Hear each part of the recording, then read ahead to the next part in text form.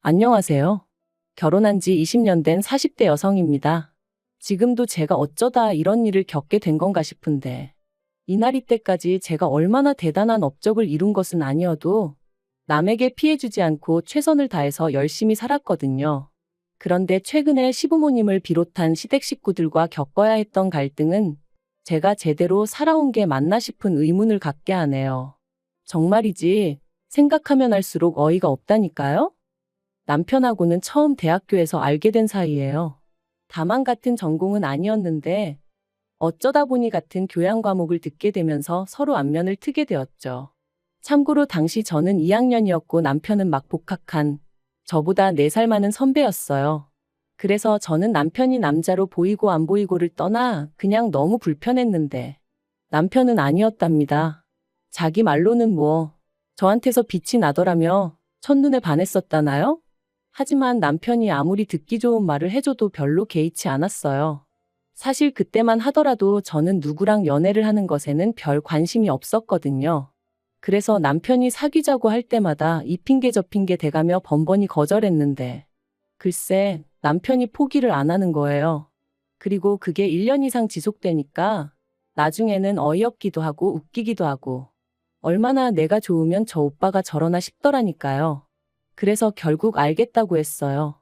이제 와서 말이지만 솔직히 당시 제 속마음은 그래 사귀자는 거지 결혼하자는 것도 아닌데 사귀어보고 아니다 싶으면 차버리지 그런 생각도 있었거든요. 하지만 제 예상과는 달리 저희 두 사람의 연애는 8년이나 이어졌고 결국엔 부부의 연까지 맺게 되었네요. 이제 와서 말이지만 결혼까지의 과정이 순탄치만은 않았어요. 사실 결혼 이야기가 막 나오기 시작했을 때만 하더라도 당장 저희 친정 부모님부터가 더는 시간 끌지 말라며 이러다 결혼 안 하게 되면 저도 그렇고 남편에게도 좋을 거 없다시며 성하셨거든요.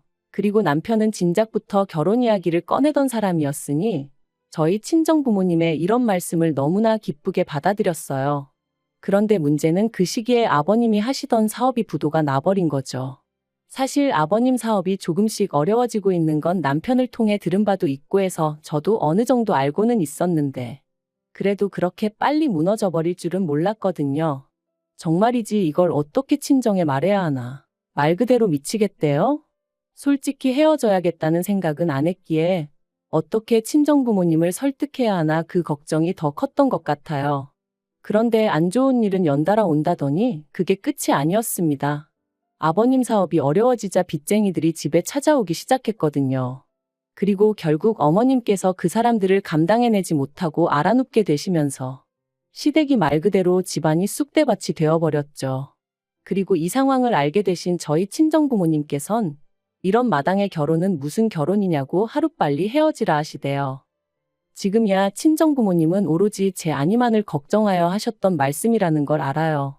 하지만 당시에는 그런 친정부모님이 어찌나 매정하게 보이고 야속했는지 모릅니다. 게다가 남편한테는 또 얼마나 미안하던지요. 가뜩이나 힘든 상황에 놓인 남편에게 제가 큰 상처를 주는 것 같았거든요. 아무튼 결국 그런 친정부모님을 설득한답시고 제가 단식투쟁을 했어요. 정말 한심하죠. 지금도 그때를 생각하면 죄송한 마음뿐이에요. 그리고 결국 자식 이기는 부모 없다고 친정 부모님께서 저희 두 사람의 결혼을 허락해 주셨습니다. 저희가 결혼식을 올리던 즈음에는 시댁의 가세는 기울 대로 기운 상황이었고 그렇다 보니 결혼 비용의 80% 이상을 제가 부담해야 했어요. 저희 친정이라고 돈을 쌓아놓고 사는 것은 아니었지만 그래도 상황이 상황인 만큼 친정 부모님이 애를 많이 써주신 거죠. 서울 구석에 있는 아파트긴 했어도 저희들 시작하기엔 부족하지 않을 아파트도 하나 마련해 주셨고요. 그런데 결혼식까지 다 올리고 나서야 시부모님이 하시는 말씀이 가관이었습니다. 저희만 잘해놓고 살면 그만이냐며 친정에서 그 정도로 해줄 여유가 있으면 저라도 나서서 시부모님이 어렵게 생활하고 계시니 그쪽도 좀 마음을 써주시면 안 되겠냐 하고 한번 물어보지 그랬냐셨거든요. 어이가 없었죠. 차라리 이런 이야기를 결혼 전에 들었더라면 결혼 자체를 다시 생각해봤을지도 모를 만큼 충격도 컸어요. 결혼 전에 제가 몇 번 배웠던 시부모님은 이런 분들이 아니셨는데 돈이 뭐길래 사람을 이렇게 바꿔놓나 싶기도 했고 정말이지 별의별 생각이 다 들더라니까요. 그런데 그때 남편이 상식적으로 그게 말이 되냐? 왜 이렇게 뻔뻔하게 나오시냐며 시부모님한테 큰 소리로 따지고 들대요.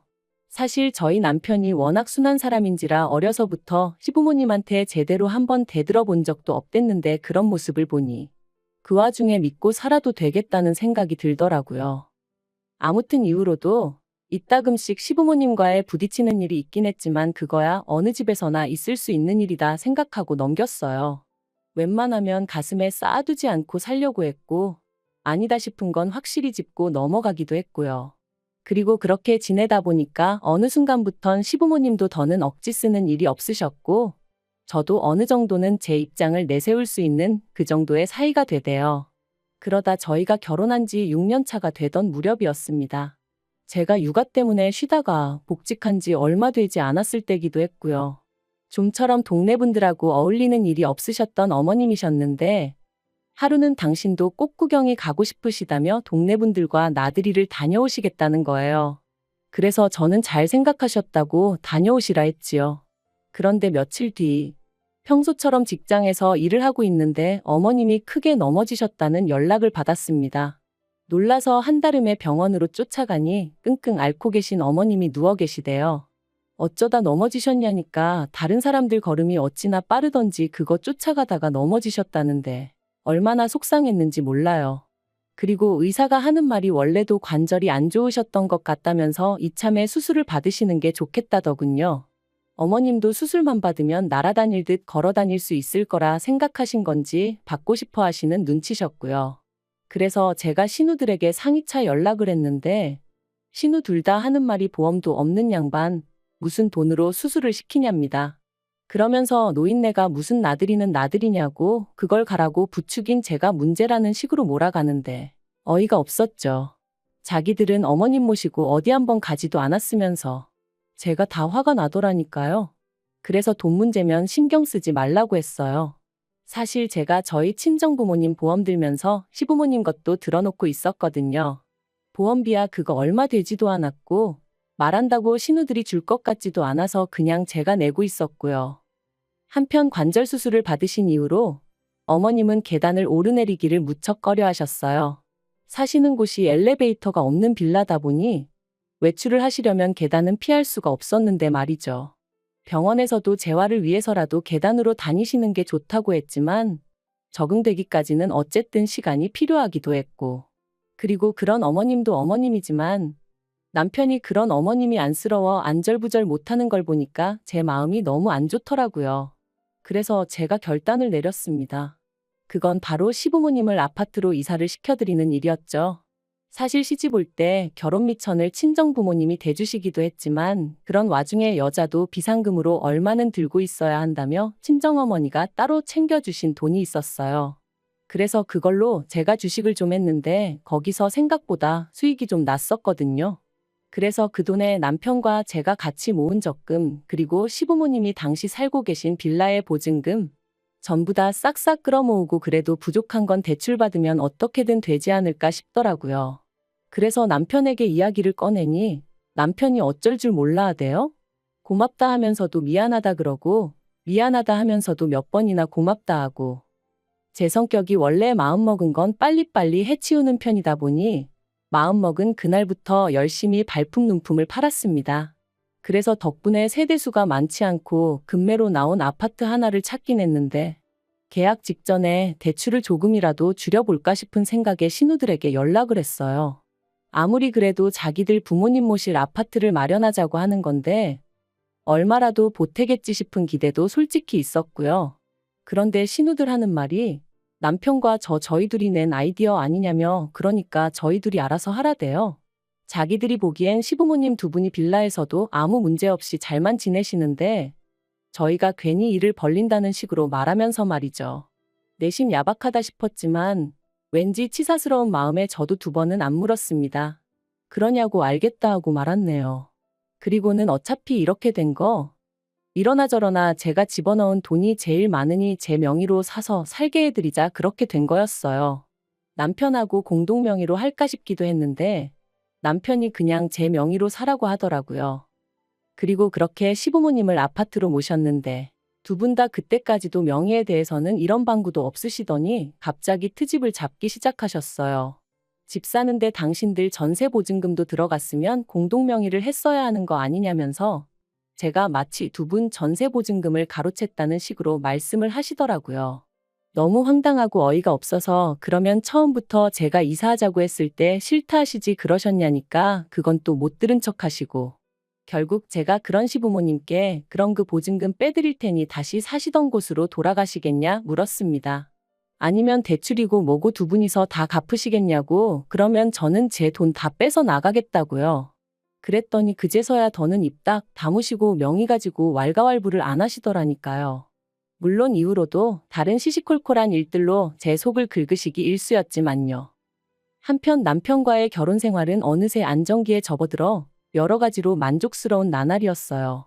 남편이나 저나 서로 싫다 하는 건 안 하는 성격이다 보니 서로 마음고생시키는 일도 없었고 종종 주변에서 신혼이냐 물을 만큼 사이가 좋았답니다.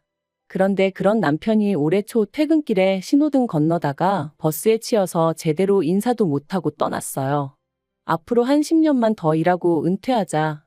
은퇴해서 우리 둘이 여기저기 여행 다니며 재밌게 살자. 그 무렵 남편이 입버릇처럼 하던 말이었는데 그렇게 허무하게 떠나더라고요.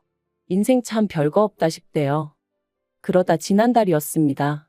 웬일로 시부모님도 그렇고 신우들까지 저더러 만나자고 하더라고요. 여러 가지로 정리를 좀 해야 하지 않겠냐면서 말이죠. 그리고 그때 직감적으로 돈 이야기를 하려는 건가 싶더라고요. 남편 생전에 시부모님 생활비 대부분을 저희가 담당했었거든요. 참고로 시부모님한테 저희가 100만 원, 신우 둘이 각자 25만 원씩 보내드리다가 남편 떠나고 나서는 제가 보내드리던 돈을 줄였습니다.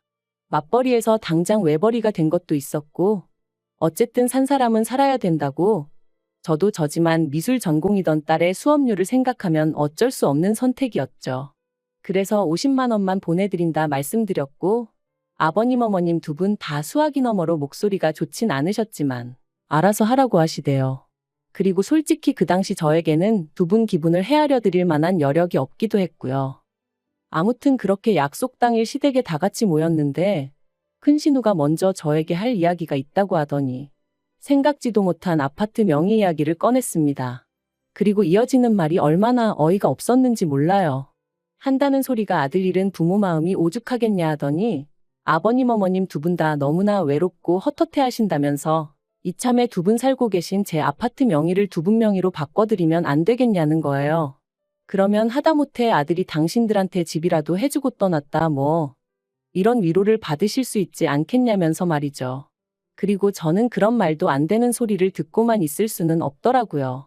그래서 제가 비록 대출을 남편하고 같이 갚긴 했지만 그래도 제 명의인 아파트인데 명의를 바꿔드린다고 아버님 어머님이 위로를 받으신다니 뭔가 좀 말이 안 되는 것 같다고 싫다고 했네요. 그랬더니 그렇게 안 해주면 제가 언제든 두 분을 내쫓을 수도 있는 거 아니냐며 시부모님이 불안해서 어떻게 사시겠냐고 뭔가 믿고 의지할 만한 그런 게 있어야 할 거 아니냐대요. 그리고는 한다는 말이 걱정 말라며 시부모님 돌아가시고 나면 그 아파트는 다시 저에게 오게 해주겠다는데 솔직히 그 말을 어떻게 믿나요? 막말로 제 손 떠나고 나면 끝이잖아요. 그래서 그래도 싫다. 왜 일을 복잡하게 만들어야 하냐 하고는 거절했습니다. 그랬더니 신우 둘 다 우리 가족을 못 믿는 거냐며 길길이 날뛰는데 못 믿는 건 오히려 시부모님이나 신우들 아니냐 했네요. 제가 재혼이라도 할까봐 걱정되니까 제 아파트라도 어떻게든 가져가려고 그러는 거 아니냐고요. 그러자 신우가 시부모님 재산도 제가 다 가져갔지만 그래도 자기들은 아무 말도 안 했었다면서. 그런데 저는 그 말을 들으니까 우라가 치밀더라고요. 막말로 그 얼마 되지도 않는 전세 보증금 진작에 내드리고 세입자를 받았으면 아니 아예 팔아버렸으면 1억은 우습게 남겨먹었을 텐데 말이죠. 아무튼 어쨌든 제 딴에는 어떻게든 시부모님을 좀 더 편하게 계시게 할 생각이었는데 신우한테 그런 소리를 듣고 앉아있으니 내가 무슨 쓸데없는 짓거리를 했는가 싶었습니다. 그래서 마지막으로 대화를 나누고 2주 만에 시부모님한테 이사하실 집 알아보시라 했어요. 지금 살고 계신 아파트 사는데 보태셨던 두 분의 보증금도 제가 10원 하나 안 빼먹고 고스란히 돌려드릴 거니 그 돈에 맞춰서 이사하시라고 했죠. 그랬더니 이제 난리가 났어요. 신우들도 저더러 아무리 자기들 오빠가 죽었어도 그렇지 하루아침에 이렇게 나올 수가 있냐면서. 그런데 제가 느낀 건 남편 죽고 나서 오히려 저를 가족이 아니라고 선포한 건 시부모님과 신우들이었거든요. 하지만 더 황당한 건 그런 와중에 시부모님이 저를 상대로 생활비를 가지고 흥정을 하려 하셨다는 거예요.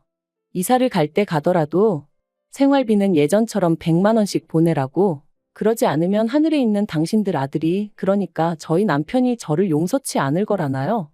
그리고 저도 이때는 눈에 뵈는 게 없었어요. 그래서 남편 죽고 며느리가 시부모 생활비 챙겼다는 얘기는 들어본 적이 없다고, 생활비도 이제 못 드린다 그러니 연락하지 마시라 그렇게 내질러 버렸죠. 그리고 이후로 변호사를 만났는데 변호사 말이 저더러 신경 쓸 거 하나 없답니다. 여러 가지 조건을 살펴봐도 제 명의로 된 아파트고 명의자인 제가 그럴 의사가 없는 한 시부모님이 제 아파트를 가로채는 건 가당치도 않은 일이라면서 말해요. 그리고 저희 딸도 이젠 제가 자기 할머니나 고모들한테 어지간히 시달리는 걸 눈치챘던 건지 자긴 상관없으니 엄마 하고 싶은 대로 해 그러더라고요. 그래서 결국 친정에 들어가서 사는 쪽으로 얘기가 되어가고 있어요. 남편하고 살던 아파트는 당분간 비워두고 어머님 아버님 사시는 아파트는 생각만 하면 한숨부터 나오는 게 지금 이사 안 가신다고 버티고 계시거든요. 일단 겨울은 계시게 해야 되나 싶기도 하고. 아무튼 내년 봄쯤에는 앞으로 전망이 어떻건 간에 그냥 팔아버리려고요. 솔직히 시작부터 받은 거 하나 없었어도 남편을 생각해서 시부모도 내부모다 생각하고 두 분 돌아가시는 날까지 며느리 도리는 다 하려고 했는데 저 혼자 한 약속이지만 지키지 못하게 된 현실이 남편을 생각하면 미안하고 그래요. 하지만 남편도 그곳에서 저를 이해해주고 있겠죠. 아무튼 당분간은 제 마음 추스리고 애만 보면서 살렵니다. 시댁 쪽은 생각도 하지 않으려고요.